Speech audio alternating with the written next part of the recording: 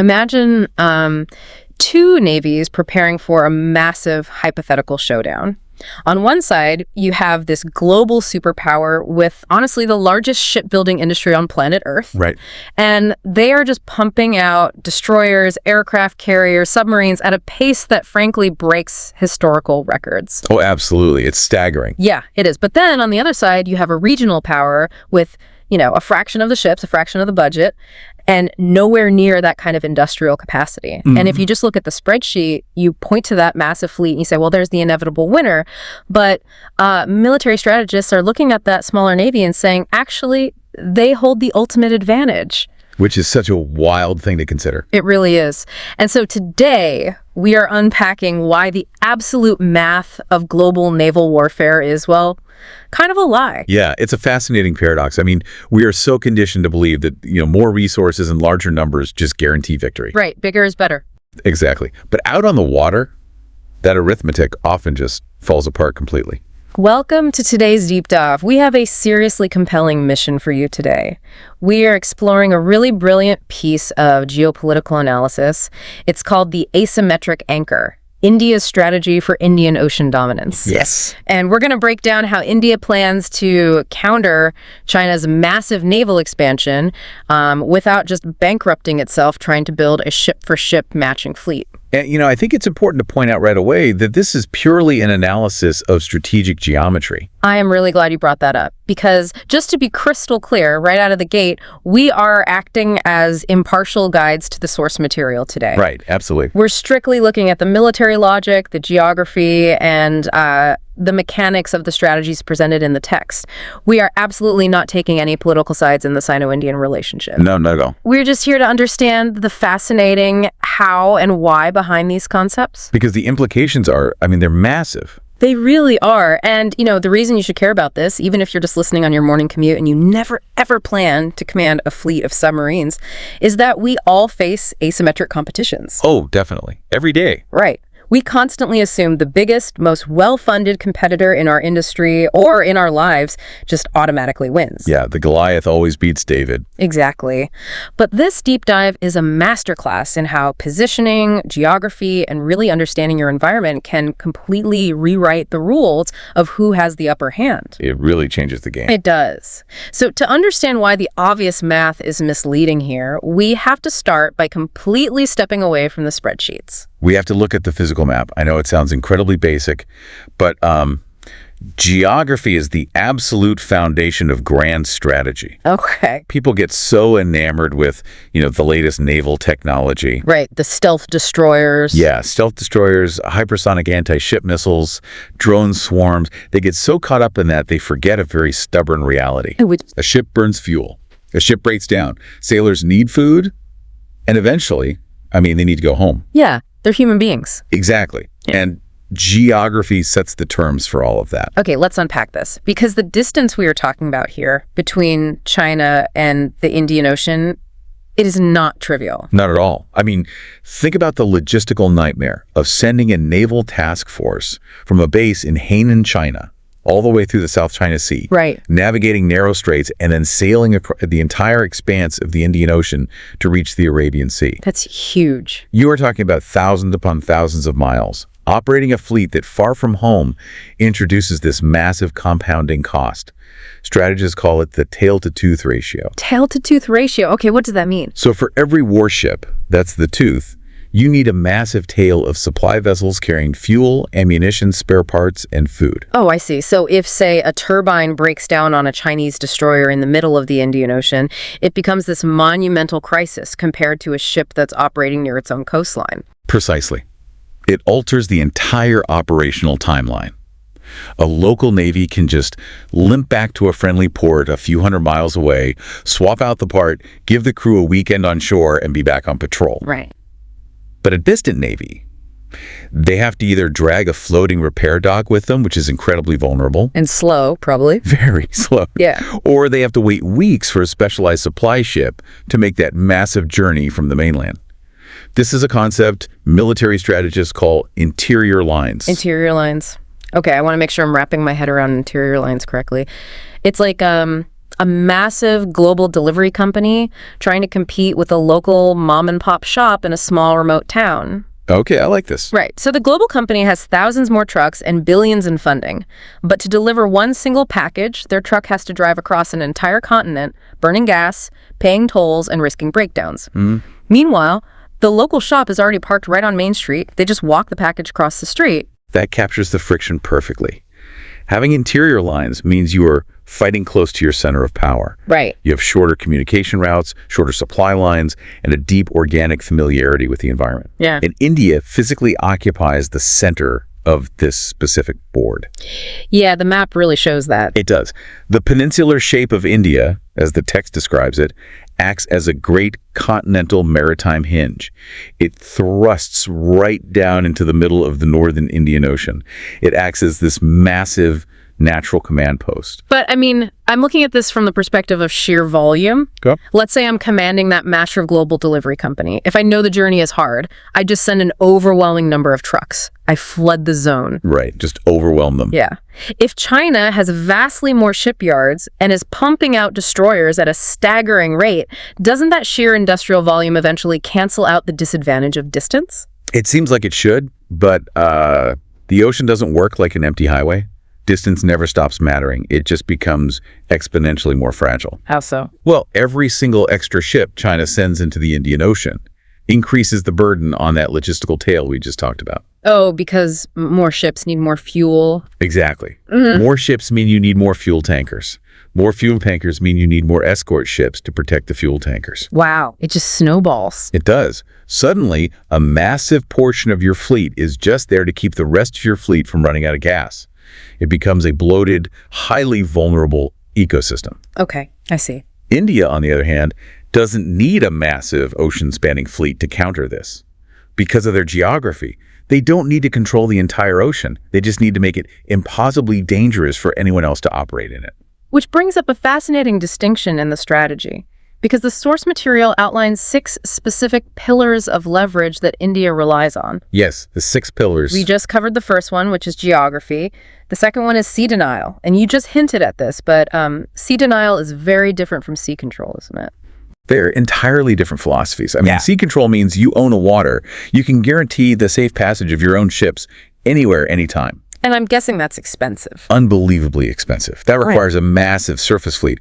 But sea denial is much cheaper and much more disruptive. Okay. The goal of sea denial is simply to say, hey, I might not own this water, but I guarantee you can't use it safely either. But how does a smaller navy actually pull that off? If you don't have enough destroyers to patrol every square mile, how do you deny access to a superpower? You rely on asymmetric weapons. Like what? Specifically, anti-ship missiles, maritime strike aircraft, and the absolute crown jewel of sea denial, the submarine.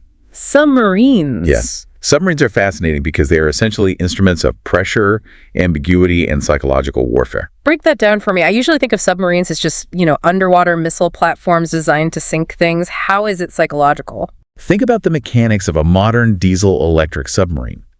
Unlike massive nuclear submarines that have to constantly run cooling pumps for their reactors, which makes noise, a diesel-electric sub running on battery power is essentially just a silent hole in the water.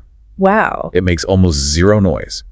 Now imagine a fleet commander trying to move a multi-billion-dollar aircraft carrier group through a narrow stretch of water. Okay. If intelligence suggests there's even one silent submarine lurking somewhere in a 100-mile radius, the entire fleet's behavior has to change immediately. Because if they just steam straight ahead, they are sitting ducks. Exactly. They have to slow down. They have to start driving in unpredictable zigzag patterns to throw off torpedo targeting. Right. They have to launch helicopters to drop sonar buoys, which burns fuel and exhausts the crews. Just the suspicion of a submarine grinds a massive armada to a crawl. That's wild. It forces the adversary to spend millions of dollars and precious days hunting for a threat that might not even be there. It's the shark in the water. Yes. Yeah. Perfect analogy. If you are swimming in the ocean and someone yells shark, you don't need to actually see the fin to panic. Your heart rate spikes, you swim erratically, and you expend a massive amount of energy just trying to get to shallow water. Exactly. The shark doesn't even have to bite you to completely ruin your day. And that is the essence of sea denial. The text points this out. The submarine doesn't need to sink a dozen ships to be effective. It just needs to raise the insurance costs and the level of friction so high that the adversary's operational plans just fall apart. That makes total sense. But, to deploy those submarines effectively, you can't just send them out blind. You need to know exactly where the adversary is moving. Right. Which leads to the third pillar, Maritime Domain Awareness, or MDA. Maritime Domain Awareness. So essentially building a giant radar screen for the entire ocean. Much more than just radar. It's the integration of every possible sensor into one unified picture. Because, as the saying goes, whoever sees first wins. If submarines are the teeth of the strategy, MDA is the optic nerve. Without it, your geographic advantage is useless because you are fighting blindfolded. India's goal is to be the primary sensor power in the region. But how do they actually build a picture of something as vast as the Indian Ocean? The scale is just hard to comprehend. It is huge. It requires a layered network. You start with coastal radar stations picking up surface ships. Then you layer in space-based surveillance. Like satellites. Yeah, satellites taking high-resolution optical images and detecting electronic emissions from foreign naval vessels. Wow. Then you add acoustic sensors dropped in the water to listen for propellers. And finally, you fuse all of that data with intelligence shared by partner nations. That is a lot of data. It is. You feed all those different streams into command centers to create this real-time glowing map of who is where, what speed they're traveling, and what they might be doing. Here's where it gets really interesting, because to build a sensory network like that, you need high ground, you need watchtowers. Yes, you do. And the source material points to a very specific set of islands as the ultimate watchtower, the Andaman and Nicobar Islands. Oh, the Andaman and Nicobar chain is arguably one of the most strategically valuable pieces of real estate on the planet. The analysis refers to them as India's forward hinge. Because they sit right at the mouth of the Malacca Strait. Yes. The Malacca Strait is this narrow, shallow waterway between Malaysia and Indonesia. And it is one of the most critical choke points in the global economy. Why is that? Because a massive percentage of China's imported oil and natural gas flows through that single congested bottleneck. So whoever controls the exit of that strait basically holds the tap to a nation's energy supply. Precisely. And the Andaman and Nicobar Islands sit right at that exit. Wow. If India heavily militarizes those islands, basing long-range maritime patrol aircraft there, installing anti-ship missile batteries, and using them as a hub for submarines, they hold a card of immense strategic weight. So they can just threaten that choke point. Right. The strategic analysis makes a profound point here. Mm-hmm. In geopolitics, the power to threaten a lifeline is often just as consequential as the power to actually sever it. You don't have to actually cut the cord. You just have to hold the scissors wide open, right, where everyone can clearly see them. That visibility is deterrence in its purest form. It forces the adversary to calculate whether any aggressive action elsewhere is worth the risk of having their energy lifeline squeezed. That's brilliant. And it's not just the East, by the way. On the western side of the Indian Peninsula, you have the Arabian Sea and islands like Lakshadweep, which serve a similar monitoring function for the energy highways coming out of the Middle East. Okay, so we have this incredible geographic positioning, we have submarines creating psychological nightmares, and we have this massive sensor network watching every move. Right. But maintaining that level of high-tech presence across millions of square miles of ocean requires infrastructure. You can't just float out there indefinitely. No, you definitely can't. This naturally leads us into how India sustains this network without trying to build an empire. This is where we transition from the hardware and geography to diplomacy and architecture. Okay. The final three pillars of the strategy are logistics and basing, coalition architecture, and selective force design. Let's look at logistics and coalitions, because the contrast between how China operates and how India operates is fascinating. It's night and day. We hear constantly in the news about China pouring billions of dollars into building massive deep water ports in countries all around the Indian Ocean. They are pouring concrete and building physical infrastructure. Right. China's approach to distant operations requires a physical logistics web. They're seeking dual-use commercial ports places like Gwadar in Pakistan or Hambantota in Sri Lanka. Okay. The idea is that these commercial ports could be upgraded or utilized by the Chinese Navy to resupply their ships far from home. Which sounds incredibly threatening. If I see my competitor building massive concrete fortresses all around my neighborhood, my first instinct is to panic. It does look intimidating on paper. But the analysis argues that India shouldn't necessarily panic at every port project. Why not?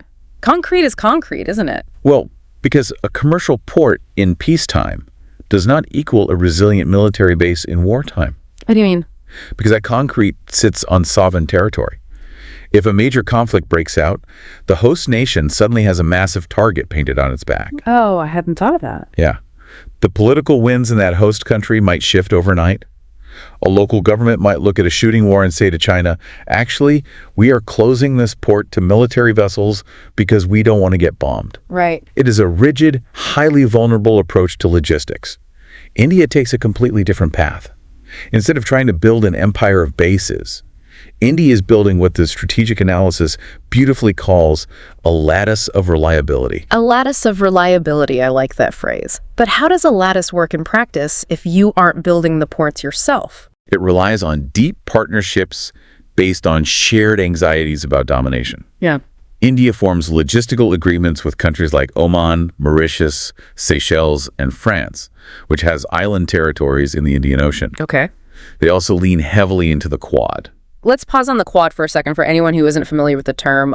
What exactly is that? The Quad is a strategic security dialogue between four major democracies: the United States, India, Japan, and Australia. Got it. They conduct joint military exercises and share massive amounts of intelligence. So through the Quad and these other partnerships, India doesn't need to demand rigid, formal military alliances where a country signs a piece of paper declaring themselves an enemy of China. They just need access. Exactly. They just need shared access. They need agreements to refuel their ships, repair their planes, Coast Guard coordination, and radar data sharing. And they use things like white shipping agreements, right? The text mentioned that. Yes. White shipping agreements are a perfect example of this subtle genius. That simply means countries agree to share automated tracking data on commercial, non-military vessels, the white shipping. Why is that helpful for the military? By sharing that massive pool of data on normal cargo ships, it becomes infinitely easier to spot the anomalies. It makes it easier to find the military vessels trying to hide among the cargo ships. Oh, that's really clever. So if I'm comparing the two approaches, China's strategy is like traveling around the world and buying expensive gated vacation homes everywhere you go. Okay, yeah. It looks incredibly wealthy on paper, and you have total control. But India's strategy is having a massive global network of really good friends who will happily let you sleep on their couch whenever you need to. That's a great way to put it. Right. If a hurricane hits or a war breaks out, one of those vacation homes might get locked up or destroyed, but the network of couches is infinitely more resilient. Your friends will adjust and help you out. That is exactly the dynamic. Yes. It's resilience over rigidity. And this diplomatic lattice directly informs the final pillar: selective force design. Because if you have the geography and you have the couches, you don't need to build the same types of ships as your competitor. Exactly. India has to resist the temptation to match China hull for hull. Which has to be tempting for the ego. Oh, incredibly tempting. But China is building what is called a blue water fleet. A blue water navy is designed to project power across the deep, open oceans globally, thousands of miles from home. Which requires a lot of big ships. It requires massive aircraft carriers, nuclear submarines, and huge supply trains. It is staggeringly expensive. India doesn't need a global blue water fleet to protect its core interests. They just need to protect their neighborhood. Right. They must judge every single ship they design and build by one strict metric. How much strategic leverage does this specific vessel create in the Indian Ocean? Not how it looks in a magazine. Exactly. They don't need to chase abstract parity on a comparison chart. Building a navy optimized for regional sea denial imposes a far greater strategic cost on an invading force than trying to build a secondary, knockoff version of a global armada. Right. Industrial capacity has to serve your specific strategy. It cannot replace it. So if we zoom out from all of this, the silent submarines, the glowing radar networks on the Andaman Islands, the lattice of friendly couches, we arrive at the grand strategy. Yes. What does the end game actually look like here? Assuming we avoid a hot war and nobody's actually firing missiles, how does a nation win this kind of competition? It comes down to something the analysis calls strategic signaling and the construction of reputation architecture. Reputation architecture, meaning shaping what every other country in the region fundamentally believes you are capable of. Yes. It's about behavior over time. It's conducting consistent peacetime patrols. It's being the very first navy to show up with relief supplies when a tsunami or a cyclone hits a neighboring island. Being a reliable partner. Exactly. That regularity builds deep structural trust. If every smaller nation in the Indian Ocean instinctively assumes that India is the natural permanent stabilizer and that China is just a wealthy external visitor, then India's kind of already won. they've won a massive portion of the contest before a single shot is ever fired. It fundamentally redefines what dominance means. The source material is really adamant about that, isn't it? Dominance isn't an empire. Absolute. Uncontested control of the ocean is a myth in the modern era. True strategic dominance is simply the ability to preserve your own access, deny hostile control, and hold your adversary's vulnerabilities at risk. So what does this all mean? When I was looking through all of this material, trying to synthesize it, the most profound distinction that jumped out at me wasn't about the range of a radar or the acoustics of a submarine. What was it? It was about the concept of belonging. There is a line from the text that I think perfectly summarizes this entire deep dive. China enters this ocean as a necessity of expansion. India inhabits it as a condition of existence. Wow, that really is the emotional and strategic core of the whole puzzle. Yeah. India's history, its economy, and its physical borders are inseparable from that body of water.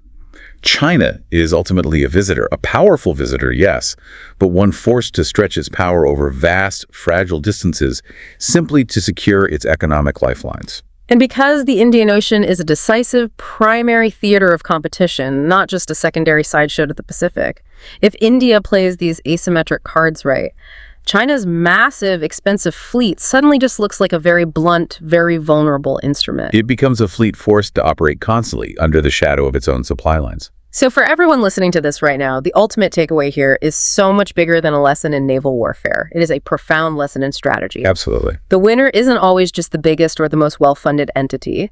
Often, the winner is the one who understands the terrain intimately, positions themselves with supreme leverage, and forces their opponent to play an incredibly expensive game on entirely unfavorable terms. And, if we pull back and look at the global picture, this raises a deeply provocative question for the future. Okay, what is it? If asymmetric sea denial, using local geography, quiet submarines, and these massive sensor networks, if that is this incredibly effective against a numerically superior opponent, what does this mean for the future of the massive traditional blue water navies of any global superpower? Oh, wow. If belonging to a geography is the ultimate unbreakable defense, are we entering a new era of history where the entire concept of a global ocean-spanning armada is simply becoming obsolete? That is a fascinating, slightly terrifying thought to leave on. Because if that spreadsheet with the massive budget and the huge numbers doesn't actually guarantee a win out on the water, well, you have to wonder where else in our lives the obvious math is completely blinding us to reality. Thank you for joining us on this deep dive. Keep questioning the obvious math, look for your own asymmetric advantages, and we'll catch you next time. Thank you for joining us on this Strategic Vanguard podcast. If you found value in this analysis, don't forget to like, share, and subscribe to our channel. We bring you fresh podcasts every Monday here on YouTube and Rumble, and you can also catch the audio versions on Spotify and Amazon Music. Just search for Strategic Vanguard Podcast. For more insights, articles, and discussions, subscribe to our blog at strategicvanguard.com. Your support helps us grow and bring you more in-depth analysis on defense, geopolitics, and strategy. Until next time, stay informed, stay strategic.